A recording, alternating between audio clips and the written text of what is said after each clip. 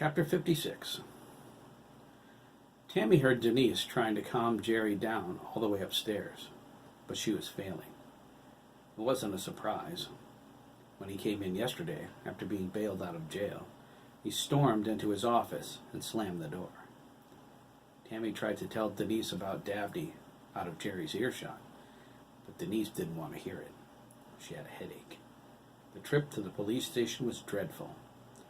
She lay in bed the rest of her day, alone with her Xanax.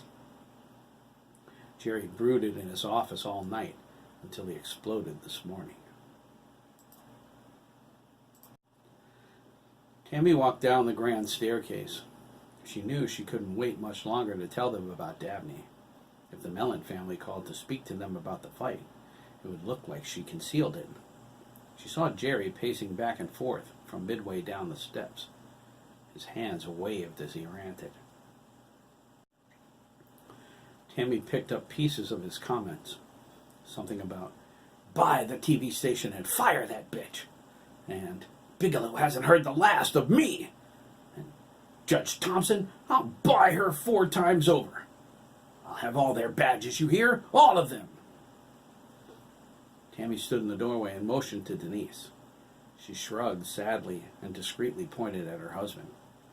Jerry caught the action out of the corner of his eye as he poured a drink. He demanded to know why Tammy was tiptoeing around. Tammy thought, if the answer to that isn't the most obvious thing in history, I don't know what is. I just need Denise, sir, she said. It'll only take a moment. Jerry swallowed his drink in one gulp and poured another. Whatever you have to say, you can say it right here. No, sir, really, Tammy said, backing away. Jerry's angry enough as it is. Dabney can wait until later.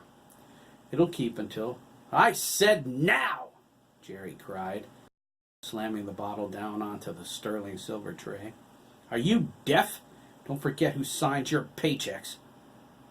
Tammy shrank back, stung by his ferocity. If you say so, sir, she sighed, with a hurt expression. I say so, Jerry said, downing his drink. I don't stutter. What is it, Tammy? Denise asked, moving in between them. She was a petite woman, bleach blonde, with cherub cheeks and round, innocent eyes. Jerry towered over her. She appeared quite delicate in his looming presence. Is something wrong? Tammy took a deep breath and told her how Dabney was when he came home from the pond yesterday, including the bloody nose and black eyes. Jerry hit the ceiling halfway through her story. A tirade of profanity came out of his mouth.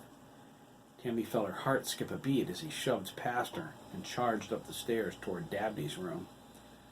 Tammy and Denise followed. They slowed down by the top of the steps as Jerry pounded on the door. Go away, Dabney said. His voice was small and sad. Tammy cringed. Oh boy, this isn't going to end well. Open this door before I kick it in, Jerry hollered. Tammy and Denise inched in behind him. Dabney unlocked the handle and slowly opened the door.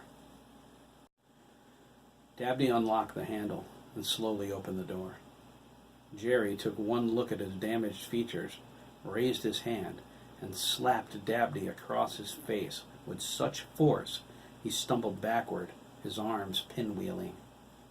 He hit the edge of his bed and fell on the floor, blood flowing from his nose again. Dabney burst into tears, his face creased with hurt and shock as he held his cheek. Oh my God, Jerry! Denise exclaimed, holding her hand up to her ample breasts. Tammy stared at him in disbelief. Get out! Jerry yelled at them. Denise backed away. Tammy moved with her. They slipped into the hallway. Denise dumbly shook her head. They both jumped at the sound of another slap. They cringed as Dabney began to wail louder. Who are you fighting with? Jerry demanded. Dabney was crying so hard he couldn't speak. Jerry hit him again. Derek, Dabney sobbed, forcing the words out. He held his hands up by his head to defend himself. Mellon. Derek Mellon. You stupid! Jerry raged. He hit Dabney repeatedly, accenting his words. Are you trying, slap, to ruin me? Slap, slap. Derek, melon, slap. How many times, slap, have I told you, slap, to avoid fighting at all costs, slap, with these blue-collar nobodies, slap. How many? It wasn't my fault, okay? Dabney cried, blocking as best he could. Tammy peered around the door jamb in time to see Jerry kick Dabney in the shins. Dabney howled in pain, rolling on the floor, holding his leg. The court doesn't care whose fault it is, Jerry exclaimed, balling up his fists. Don't you know they can sue me now? My father spent a lifetime building the company. I've worked my ass off to become who I am, and you want to turn it down in one day? I'm sorry, all right, Dabney sobbed. Tears rolled down his cheeks, mixing with the blood from his nose. No, it's not all right, Jerry spat. It's never all right with you. You're a selfish, self-serving little nobody, a thorn in my side since the day you were born. Don't you realize how many losers become rich at the stroke of a judge's pen over something like this? I swear, as God is my witness, if the Mellons file papers because of you, I'll kill you with my bare hands. Jerry stormed out, brushing past Tammy and Denise. Denise ran after him. Tammy moved toward the room to try and comfort Dabney, but it was too late. He jumped up, slammed the door, and locked it. She knocked, crossing her fingers. Go away! Dabney sobbed. Tammy heard him crying in earnest as she turned. When she did, she also heard a crash from the other side of the door as something smashed against the wall. Then there was another crash, and then another.